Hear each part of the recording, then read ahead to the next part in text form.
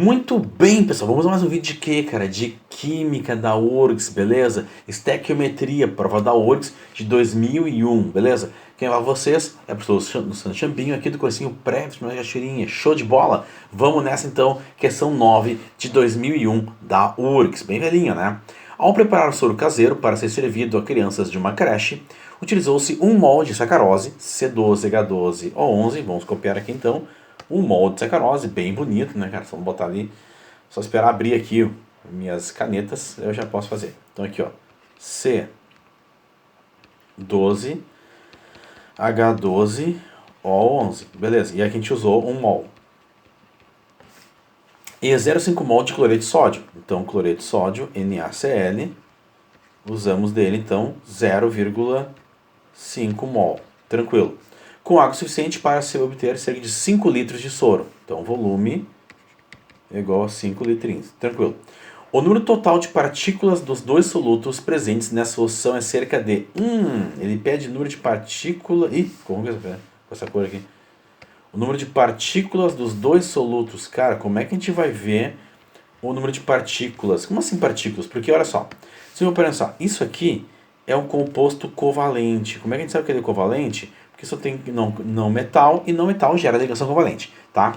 E o composto covalente gera, então, compostos moleculares. E o composto molecular em água, quando tu joga ele em água, ele dissolve, ele não se quebra, ele só dissolve. Tu botou açúcar em água, ainda é açúcar em água. Então esse cara, se eu tenho 1 mol dele, eu continuo tendo dele 1 mol dessa substância. Agora, presta atenção que aqui é diferente. Quando eu boto o NaCl em água, isso é composto iônico. E o composto iônico se abre.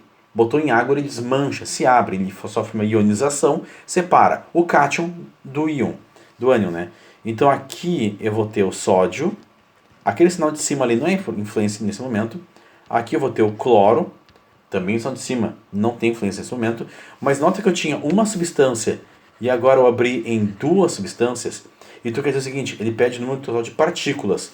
Então eu tenho uma partícula aqui de nossa amiga sacarose e eu tenho agora 2 partículas aqui dos meus íons que formavam aquela substância iônica. Então, sempre que eu botar um sal, uma substância iônica em água, ela vai se repartindo. E cada partezinha que tu vai formando uma nova partícula e a gente conta como nova partícula. Bom, beleza, então tá. Desse cara tem 1 mol. Agora vem a grande jogada. Quando eu separo esse louco aqui, ele vai formar 0,5 mol desse cara. E aqui também forma 0,5 mol desse cara. Tá? Então, mas eu tinha 0,5 mol no começo, quer dizer que eu vou abrir em 0,25, 0,25? Não. Quando tu abre uma substância iônica, eu tinha 0,5 mol, eu tinha 0,5 mol desse cara e eu tinha 0,5 mol desse cara. Exemplo assim, tu tem lá dentro da tua uma bandeja, tu tem uma maçã e uma laranja, que tu grudou as duas. Então uma coisa só, que é uma maçã e uma laranja. Mas quando tu abre as duas, tu vai ter uma maçã do lado, uma laranja do outro. É o mesmo processo. Tá? Então eu tenho 0,5 mol aqui, 0,5 mol aqui. Então essa de baixo aqui, eu tenho no total de 1 mol, porque eu vou somar as duas. Se eu for olhar aqui, que é o nosso amigo, a nossa amiga sacarose, que eu já tenho 1 mol dela, então eu já tenho 1 mol dela. E eu também tenho aqui 1 mol, juntando o 0,5 do sódio com o 0,5 do cloro, eu tenho um total de 2 mol. Beleza, até aqui a gente está mais ou menos resolvendo. Só tem um problema, ele pede o número de partículas. E eu sei que 1 mol, ele tem 6,02 vezes 10 na 23 partículas. Só que aqui eu vi que eu tenho 2 mol de partículas. Então, em 2 mol, eu tenho X. Bom, cara, barbada aqui, né? Multiplica, vai dar 12,04 vezes 10 na 23. Aí tu vê nas respostas, e não tem nenhuma que é 12, mas tem uma que é 1,2, ó. Pula a vírgula para a esquerda e aumenta um expoente aqui. 1,2 vezes 10 na 24 partículas, que é o total que eu tenho. Então, o que a gente tem que analisar numa questão dessas, tá? Eu tenho que analisar que se eu tiver uma substância molecular e eu botar em água, ela se mantém. Se ela tem 1 mol, ela mantém 1 mol.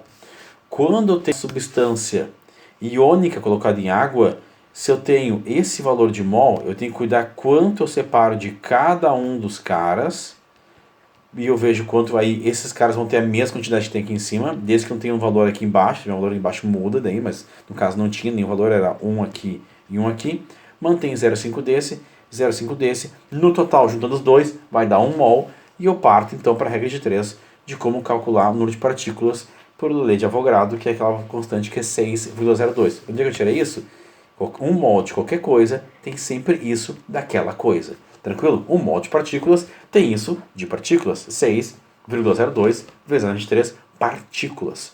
Show, pessoal? Então aqui tu pode marcar lindamente a letra D de Deus e finish. Mais uma questão resolvida da prova de Química da URGS, dessa aqui de 2001, bem antiguinha. Certo, pessoal? Um beijo, abraço então e até o próximo vídeo do que tu for olhar. Tchau, tchau. Isso aí, até mais.